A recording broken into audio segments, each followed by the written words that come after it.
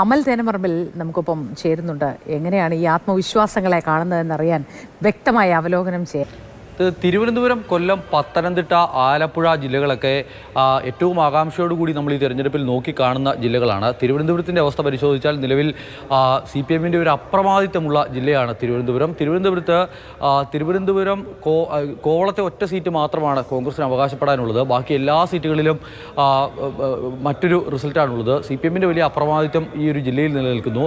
അത് മറികടന്നാൽ മാത്രമേ തിരുവനന്തപുരം ജില്ലയിലും കൊല്ലത്തുമൊക്കെ എന്തെങ്കിലും ചലനമുണ്ടാക്കിയാൽ മാത്രമേ അധികാരത്തിലേക്ക് തിരികെ വരാൻ കഴിയൂ എന്നൊരു തിരിച്ചറിവ് കോൺഗ്രസിനുണ്ട്. തിരുവനന്തപുരം ജില്ലയിൽ വലിയ പ്രതീക്ഷ കോൺഗ്രസ് വെച്ച് പുലർത്തുന്നു.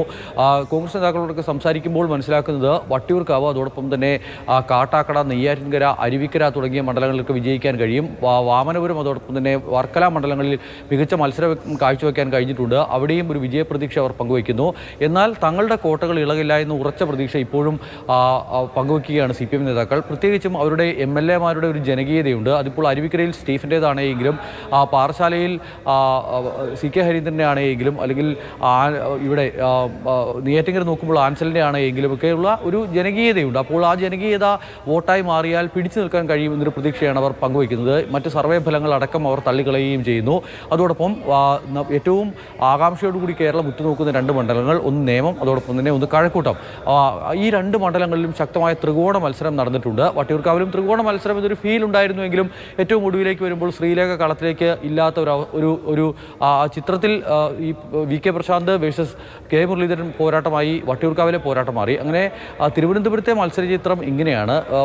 ആറ്റിങ്ങൽ കാര്യമായി എന്തെങ്കിലും ഒരു മാറ്റം സംഭവിക്കുമെന്ന് ആരും കരുതുന്നില്ല. ആറ്റിങ്ങൽ, നെടുമങ്ങാട് തുടങ്ങിയ മണ്ഡലങ്ങളിലൊക്കെ, ചിറയൻകീഴ് തുടങ്ങിയ മണ്ഡലങ്ങളിലൊക്കെ ഇടതുപക്ഷത്തിന് ഇപ്പോഴും കൃത്യമായ ആധിപത്യമുണ്ട്. അപ്പോൾ അത് തുടർന്ന് പോകുമെന്നുള്ളത് തന്നെയാണ് പ്രതീക്ഷിക്കുന്നത്. UDF-ഉം ചിറയൻകീഴിൽ ചെറിയൊരു പ്രതീക്ഷ പങ്കുവയ്ക്കുമ്പോഴും ആറ്റിങ്ങലിലോ അല്ലെങ്കിൽ നെടുമങ്ങാട്ടോ ഒന്നും കാര്യമായ പ്രതീക്ഷ UDF കേന്ദ്രങ്ങൾക്ക് ഇല്ല, പാറശാലയിലും ഇല്ല എന്ന് പറയേണ്ടി വരും. ഇനി കൊല്ലം ജില്ലയിലേക്ക് പോയിട്ടുണ്ടെങ്കിൽ കൊല്ലത്ത് ആകാംക്ഷയുള്ള ഒരുപാട് മണ്ഡലങ്ങളുണ്ട്. കൊല്ലം കോർപ്പറേഷൻ തിരഞ്ഞെടുപ്പിൽ ഒരു വിജയം കാഴ്ചവെക്കാൻ UDF-ന് കഴിഞ്ഞിരുന്നു. ഒരിക്കലും UDF പ്രതീക്ഷിച്ചിരുന്നതല്ല അവിടുത്തെ വിജയം. അപ്പോൾ ആ വിജയത്തിൻ്റെ ഒരു ആത്മവിശ്വാസത്തിൽ കൊല്ലം ടൗൺ അടങ്ങുന്ന ആ സീറ്റ് പിടിക്കാൻ കഴിയും. ബിന്ദു കൃഷ്ണൻ അവിടെ വിജയിക്കുമെന്നൊരു പ്രതീക്ഷ UDF ക്യാമ്പ് പങ്കുവയ്ക്കുമ്പോൾ ഇല്ല, ആ സീറ്റ് നിലനിർത്താൻ കഴിയും. മുകേഷിന് ശേഷം വീണ്ടും അവിടെ ഒരു ഇടതുപക്ഷ MLA ഉണ്ടാകുമെന്നൊരു പ്രതീക്ഷയാണ് LDF ക്യാമ്പ് പങ്കുവയ്ക്കുന്നത്. ഇനിയിപ്പോൾ നേരത്തെ നമ്മൾ കണ്ട പ്രതികരണം ഗണേഷ് കുമാർ, അതോടൊപ്പം തന്നെ ജ്യോതികുമാർ ചാമക്കാല, ആ പോരാട്ടം തെക്കൻ കേരളത്തിലെ എന്നല്ല കേരളത്തിലെ തന്നെ ഏറ്റവും വാശിയുള്ള ഒരു പോരാട്ടം ആയിരുന്നു എന്ന കാര്യത്തിൽ ഒരു സംശയവും വേണ്ട. നമ്മൾ ഈ മാതൃഭൂമിയുടെ ഇലക്ഷൻ ബസ് അതിലേക്ക് കടന്നു പോയിരുന്നു. ഇപ്പോൾ ഈ രണ്ടാളുകളും നമ്മുടെ ബസ്സിൽ കയറി സംസാരിച്ച് പോയതാണ്. അപ്പോൾ രണ്ട് ആളുകളോട് ഞാൻ സംസാരിച്ചിരുന്നു. രണ്ടുപേർക്കും വാനോളമാണ് പ്രതീക്ഷ. എന്ന് മാത്രമല്ല ഇത്തവണ അട്ടിമറി ഉണ്ടാകുമെന്ന് ജ്യോതികുമാർ ചാമക്കാല കണക്കെടുത്ത് വെച്ച് നിരത്തി പറയുമ്പോൾ ഒരു വിധത്തിലുള്ള അട്ടിമറിയും ഉണ്ടാകില്ല, തന്നെ ഇവിടുത്തെ ജനങ്ങൾ കൈവിടില്ല എന്ന പ്രതീക്ഷ ഗണേഷ് കുമാറും പങ്കുവയ്ക്കുകയാണ്. അങ്ങനെ മത്സരം നടക്കുന്നു. തൊട്ടപ്പുറത്തേക്ക് പോയാൽ കൊട്ടാരക്കര അവിടെ കിടക്കുകയാണ്. ഐഷ പോറ്റിയുടെ വരവ്, KN ബാലഗോപാലിൻ്റെ അവിടുത്തെ സാന്നിധ്യം, കഴിഞ്ഞ 5 വർഷത്തെ പ്രവർത്തനം. കഴിഞ്ഞ തവണ KN ബാലഗോപാൽ ജയിച്ചത് അത്ര വലിയ ഭൂരിപക്ഷത്തിനല്ല, മറിയണമെങ്കിൽ മറിയാം എന്നുള്ള നിലയ്ക്ക് നിൽക്കുന്ന ഒരു മണ്ഡലമാണ് കൊട്ടാരക്കര.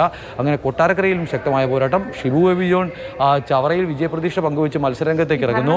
വികാരത്തിനൊപ്പം തന്നെ ഐഷ പോറ്റി പാർട്ടി പുറന്തള്ളി അല്ലെങ്കിൽ പിന്തള്ളി എന്നൊരു വികാരം കൂടി ആവുമ്പോൾ അത് ഐഷ പോറ്റിക്ക് ഗുണകരമായി മാറും എന്നൊരു വിലയിരുത്തൽ കൂടി മറുവശത്തുണ്ട്. ഐഷ പോറ്റിയുടെ കാര്യത്തിൽ ഐഷ പോറ്റി ഇത്രയും കാലം പ്രവർത്തിച്ച ഒരു സംവിധാനത്തിൽ നിന്നും വിട്ടുവന്ന് UDF-ൻ്റെ ഭാഗമാകുന്നു. മാത്രമല്ല ഐഷ പോറ്റിയുടെ പല പ്രതികരണങ്ങളൊക്കെ അങ്ങനെയൊക്കെ വേണോ എന്ന് കോൺഗ്രസ്സുകാർ തന്നെ ചോദിച്ചിരുന്നു. ഐഷ പോറ്റിയെ ഒപ്പം കൊണ്ടുവന്ന് ഐഷ പോറ്റിയെ സ്ഥാനാർത്ഥിയാക്കാതെ മാറ്റി നിർത്തി അവിടെ മറ്റൊരു സ്ഥാനാർത്ഥി UDF സ്ഥാനാർത്ഥി അല്ലെങ്കിൽ കോൺഗ്രസ് സ്ഥാനാർത്ഥി മത്സരിച്ചിരുന്നുവെങ്കിൽ ഉറപ്പായും വിജയിച്ചേനെ എന്ന് പറയുന്ന ചില കോൺഗ്രസ്സുകാരുമുണ്ട്. പക്ഷേ ആളുകൾ ഇതൊക്കെ വിധി എഴുതി കഴിഞ്ഞു. ഇനിയിപ്പോൾ എല്ലാം കണ്ടറിയേണ്ട കാര്യമാണ്. ഈ കൊട്ടാരക്കരയുടെ കാര്യമിട്ട് ഒന്ന് മാറി ചിന്തിച്ചാൽ RSPയുടെ ഈറ്റില്ലം എന്നൊക്കെ പറയുന്ന ഒരു സ്ഥലമാണത്. ഈ പറയുന്ന ചവറ, അതോടൊപ്പം തന്നെ കുന്നത്തൂര്, 2 സീറ്റുകളിൽ അവർ വിജയപ്രതീക്ഷ പങ്കുവയ്ക്കുകയാണ്. മറ്റ് ഇരുവിവരമടക്കമുള്ള സീറ്റുകളുടെ കാര്യത്തിലൊന്നും അങ്ങനെ അമിത ആത്മവിശ്വാസം RSP നേതാക്കൾ പങ്കുവയ്ക്കുന്നില്ല എങ്കിലും ഷിബു ബേബി ജോണും ഉല്ലാസ് കോവൂരും വിജയിച്ച് വരുമെന്നൊരു പ്രതീക്ഷ അവർ പങ്കുവയ്ക്കുന്നു. ശക്തമായ മത്സരം അവിടെ ഇടതുപക്ഷം നൽകുന്നുമുണ്ട്. കഴിഞ്ഞ തവണയെന്നല്ല, കഴിഞ്ഞ കുറേ അധികം നാളുകളായി ഒരൊറ്റ MLA പോലും സഭയിലേക്ക് അയക്കാൻ കഴിയാത്ത ഒരു പാർട്ടി എന്നുള്ള നിലയിലേക്ക് മാറിയ പാർട്ടിയാണ് RSP. ഇത്തവണ ജയിച്ചേ തീരൂ എന്നുള്ള നിലയിലാണ്. എൻ കെ പ്രേമചന്ദ്രൻ തുടർച്ചയായി പാർലമെന്റിലേക്ക് വിജയിക്കുന്നു എന്നതൊഴിച്ചാൽ അങ്ങനെ കാര്യമായ ഒരു ചലനം തിരഞ്ഞെടുപ്പുകളിൽ ഉണ്ടാക്കാൻ കഴിയാതെ പോയൊരു പാർട്ടി എന്ന നാണക്കേടിൽ നിന്നും കരകയറേണ്ടതുണ്ട് അവർക്ക്.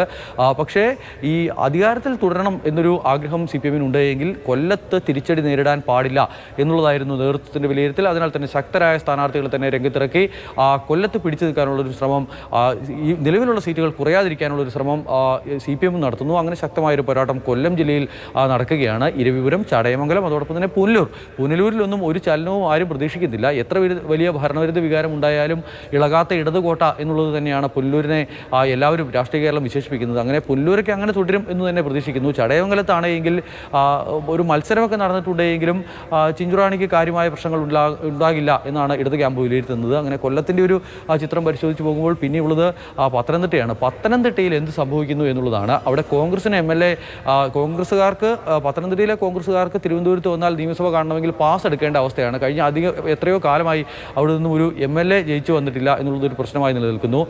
ഇത്തവണ കയ്യിലുണ്ടായിരുന്ന കോന്നിയടക്കം നഷ്ടപ്പെടുത്തുകയും ചെയ്തു. ഇപ്പോൾ ഈ തെരഞ്ഞെടുപ്പിൽ UDF അവിടെ പ്രതീക്ഷിക്കുന്നത് 4 സീറ്റുകളാണ്. അടൂര്, കോന്നി, റാന്നി, കോന്നിയല്ല ക്ഷമിക്കണം, ആദ്യത്തെ പ്രയോറിറ്റി എന്ന് പറയുന്നത് അടൂരാണ്. അടൂര്, ആറന്മുള, റാന്നി, തിരുവല്ല തുടങ്ങിയ മണ്ഡലങ്ങളിൽ വിജയപ്രതീക്ഷ പങ്കുവയ്ക്കുന്നു.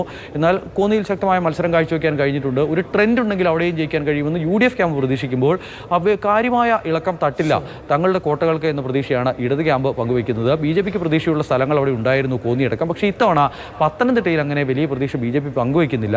ഇതൊക്കെയാണ് ഒരു തെക്കൻ കേരളത്തിൻ്റെ ഒരു ചിത്രം എന്ന് പറയുന്നത്. എന്തായാലും നമുക്കൊക്കെ ഇത് പറയാം, പക്ഷേ എല്ലാം ജനം തീരുമാനിച്ചു കഴിഞ്ഞു. ജനമെല്ലാം തീരുമാനിച്ച് തന്നെയാണ് പോളിംഗ് ബൂത്തിലേക്ക് പോയതും. അതുകൊണ്ട് ഇനി ഒന്നും പറഞ്ഞിട്ട് കാര്യമില്ല. ഫലം എന്താണോ അത് സ്വീകരിക്കാൻ തയ്യാറെടുക്കുക മാനസികമായി എന്നത് മാത്രമേ ചെയ്യാൻ കഴിയൂ, അല്ലേ?